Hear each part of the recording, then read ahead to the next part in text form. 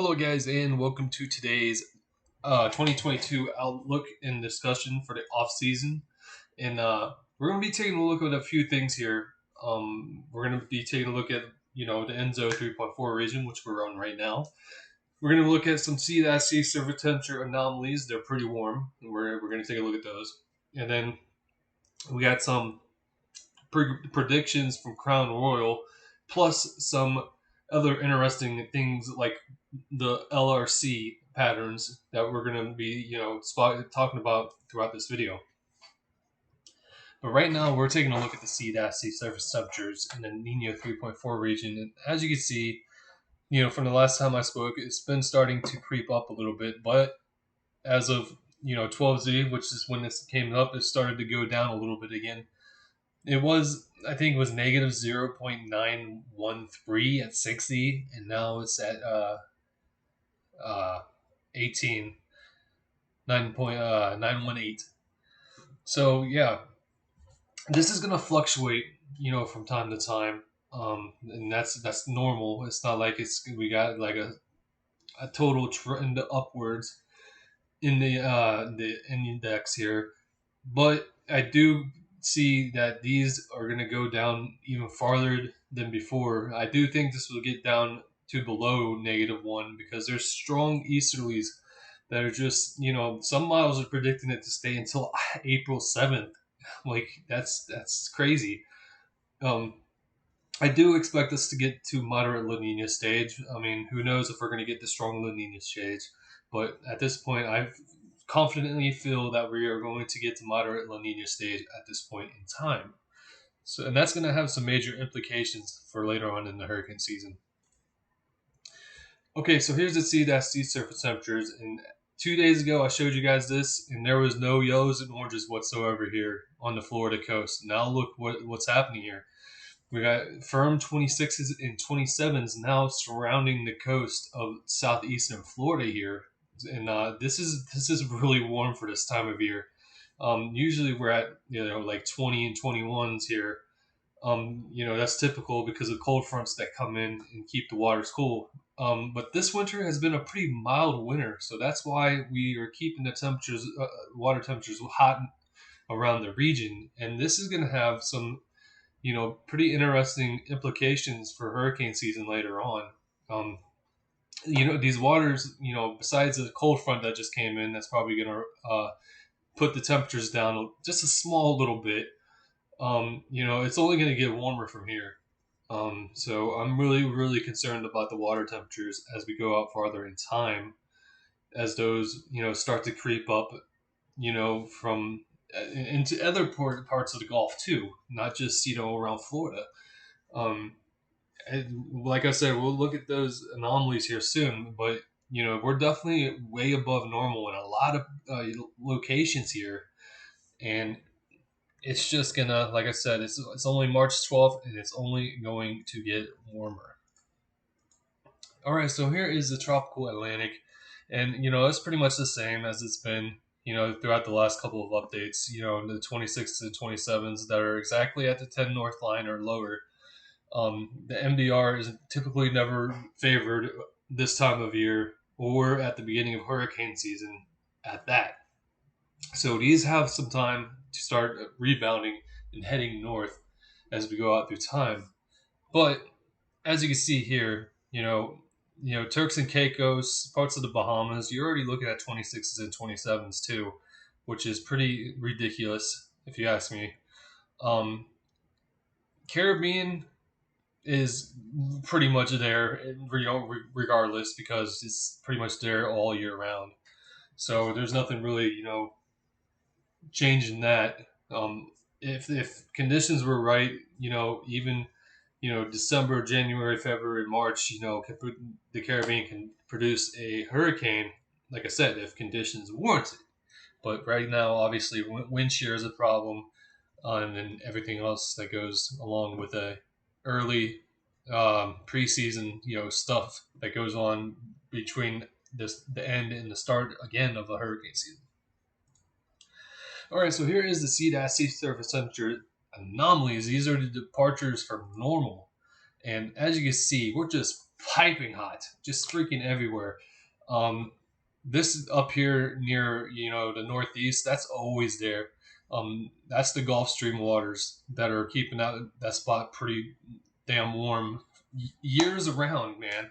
It's been like that for years, and you can clearly see where this Gulf Stream is, and how warm it is at some spots in the Gulf Stream. We're talking about 4 to maybe even 5 degrees above normal here, and we're talking about that too all the way around Florida. So but that's pretty concerning too, to say the least.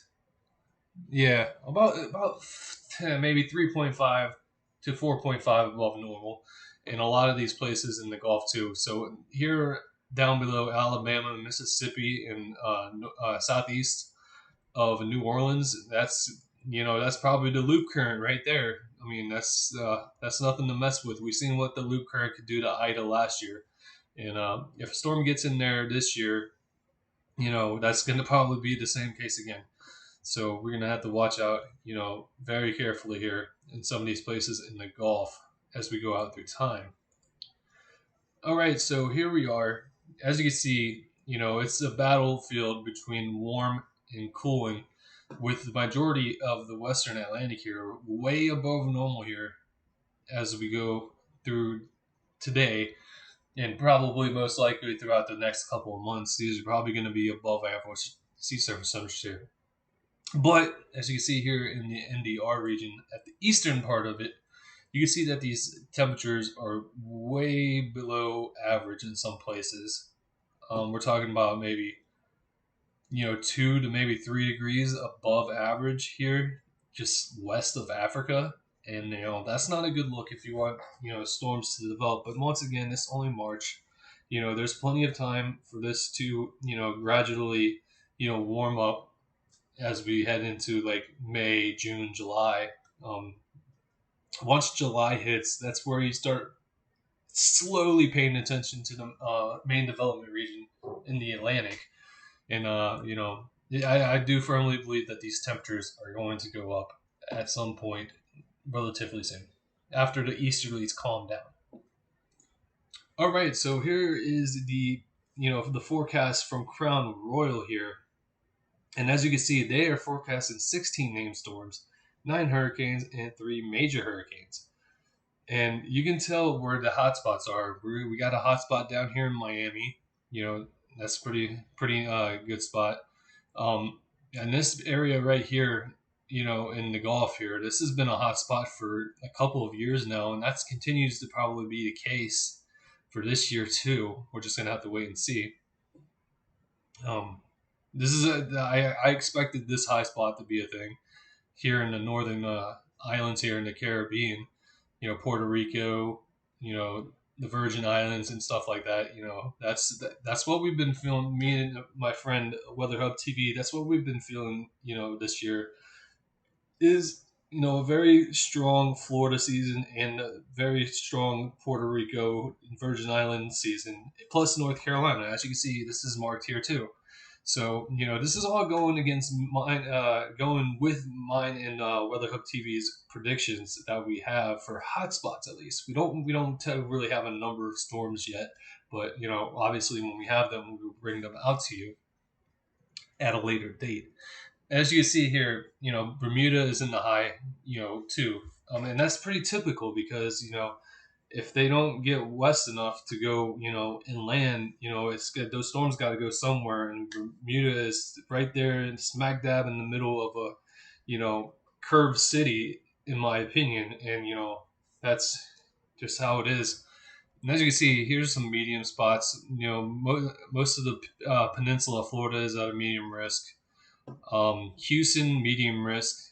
Bay of Campeche, I kind of expected this year, low risk, and then medium, and I don't see a whole lot of the southern and western Caribbean, this year. Probably farther north and northwest Caribbean, I can see some stuff, coming from there, but I think the southern part of the Caribbean is probably going to be a no go this year. All right, so this is also very important here. This is the landfall hotspots that forest warning WESH2 has put out for this year. And there's a lot of hype going in about Florida this year more than 2020 and 2021. And as you can see, the hotspots are flinged out with the whole peninsula. So that's gonna be interesting to see what happens from there. That's their number one hotspot is the Florida Peninsula. Now their number two hotspot is the coastal Carolinas, and that's what I kind of figured that they were gonna do, because there's just something that the models like the CFS and CanSlips are showing that the Carolinas could be a decent spot this year for those people that love to chase hurricanes. Obviously, some people hate to be in them, obviously for said reasons, but for those hurricane trackers, Carolinas and Florida are going to be your number one hotspots this year. All right, so we're going to talk about the Carolinas here, and this is something that's called the LRC, um, and these are recycling weather patterns that form between the months of October and November. Those cycles repeat as we go out through the year. So in late June, this pattern will return to North Carolina, whether that be rain or a tropical system. We just don't know yet. But obviously, I feel like anywhere in late June, you're probably gonna get something weathery like. And then that pattern also returns in late August or early September. So you know I'm not too worried about late June's. I'm more worried about maybe late August or early September's return pattern.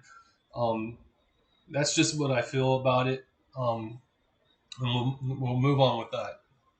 All right, so here is the Florida Peninsula's return patterns. This is the October 11th and 12th, weather pattern that we're using for this coming year.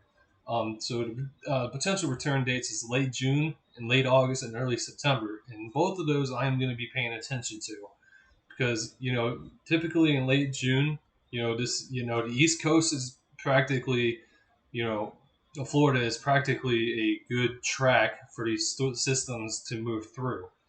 Um, and then late August and early September, that one I'm the most worried about as we go, throughout, the hurricane season. Obviously, with it being so early, I'm not going to overhype it. I'm just going on feelings right now. You know, as we get closer to these times, I'll probably start to get more confident in what the models are showing. But for right now, this is a low to medium confidence thing. It's not high confidence. So I'm not going to overplay it. Um, we're just going to have to wait and see what happens. All right, so here is the November 6th return pattern. And obviously, we just had this return pattern, like literally today.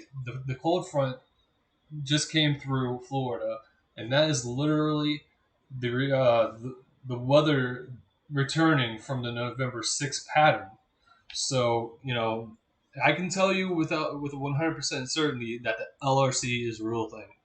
Um, the potential return dates here are late July, early August, and late September, and we could see it return here in mid to late May too. So that's three potential times that we could see a potential tropical system or some nasty weather to come into these parts of the peninsula. Um, Ones I'm really worried about is um, the early August. I'm gonna say it right here. Early August and late September. I'm worried about both of those potential dates. Like I said, low to medium confidence. I'm not gonna sit here and hype things up. That's not what I'm about. But for right now, most of the indications are saying this is going to be a North Carolina Florida year. Um, we're just gonna have to see what happens. I'm just going off of what I've been seeing and hearing.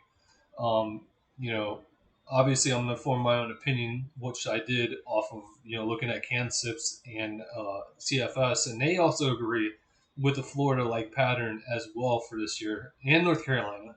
So we're just gonna have to see how it pans out over the next couple of months. And obviously, I will be here to give you guys the best information that I possibly can. All right. With that being said, I want to thank you guys for watching. I will be back again, sometime soon with another video. Anyways, thank you guys and have a nice day.